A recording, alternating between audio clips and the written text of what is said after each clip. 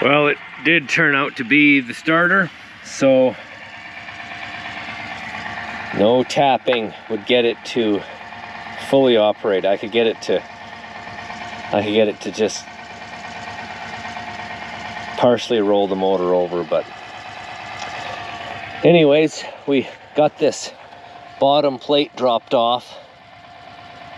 I used 2 ratchet straps that went up top and ratchet strapped it up tight, then undid all the bolts, and then just broke the ratchet straps loose one at a time, and the plate dropped down. I pulled it out and scraped all the oily mud, put it in that bucket there, and I had a 12-volt starter, a used spare one, but this was a 24-volt, so I'll have to go to town and see if I can find a replacement one. It's pretty tight in there, but I was able to get it,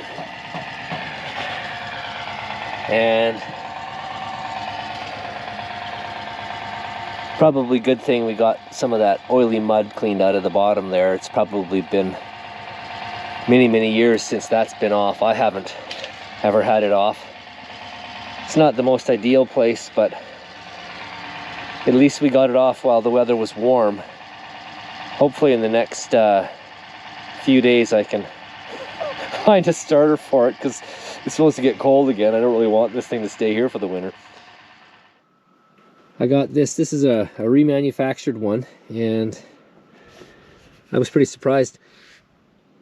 It's rare to get stuff made in your own country anymore, so that was a pleasant surprise.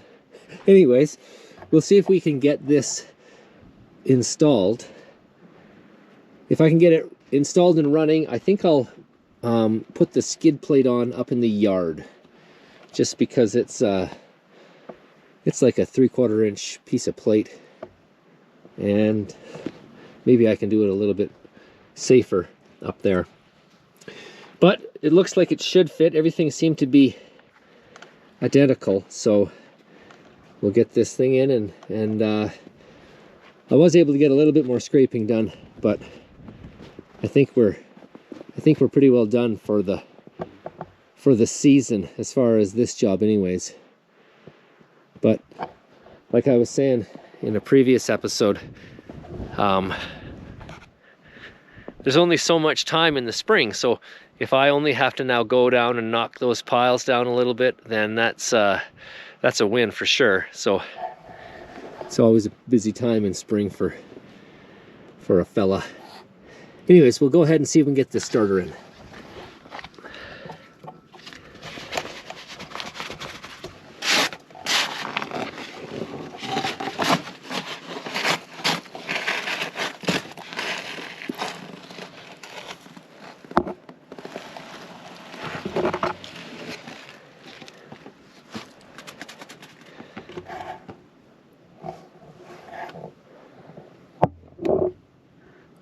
Need to get a clean rag and maybe a little scraper. Okay, so when it was bolted to the motor, this was gonna just hit the frame. So the frame is like this, the motor's here, and so we got to rotate this that way or rotate this way a little bit. So these guys plug, these guys plug the holes, but you can vary where this guy bolts on. So we'll just change him a bolt hole, and that'll give me enough clearance. There was lots of clearance to the motor, but okay. Alright, we'll try this one. That's better.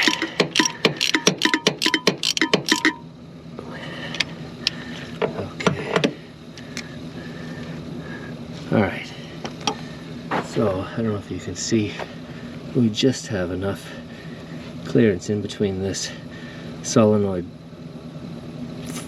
plate mount or whatever that thing is and the frame. Okay, we got the batteries charged up, and I've had it plugged in now for the afternoon, so we'll see if we can get it to fire up.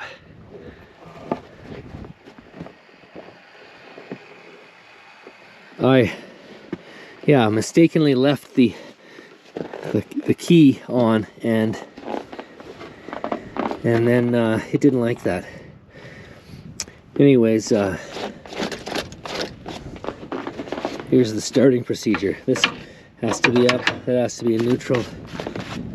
This has to be a couple of notches, and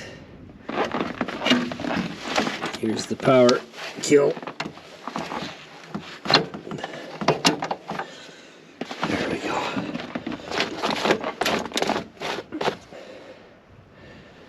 Let's see what happens.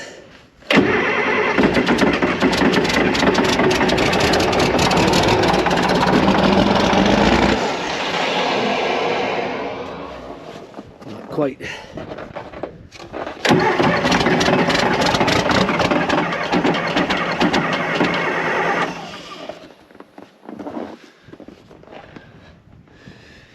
Now, this all started when I was backing up that little bit of hill right there, and it seemed like it ran out of fuel. This is I think this is a little fuel pump.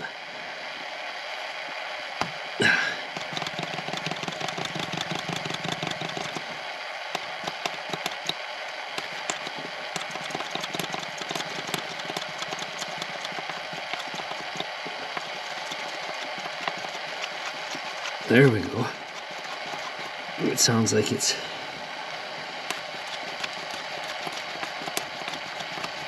Let's try that.